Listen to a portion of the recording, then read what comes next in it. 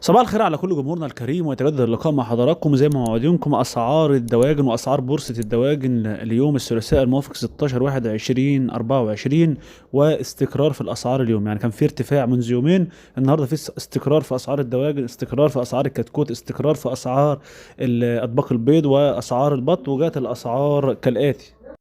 ونيجي مع اسعار الدواجن في البدايه. الفراخ البيضاء اقل سعر 68 واعلى سعر 68، الفراخ الساس 71 واعلى سعر 72، الفراخ البلدي 90 واعلى سعر 90، لحوم امهات الدواجن البيضاء 60 جنيه.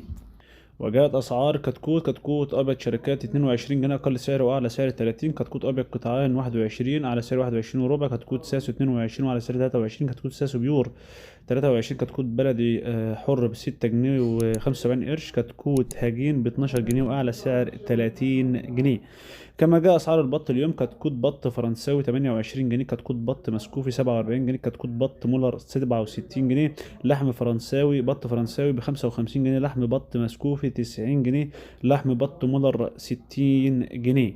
كما جاء اسعار البيض اليوم: البيض الاحمر 130 جنيه وعلى سعر 132، والبيض الابيض 130 وعلى سعر 131، والبيض البلدي 140 وعلى سعر 142.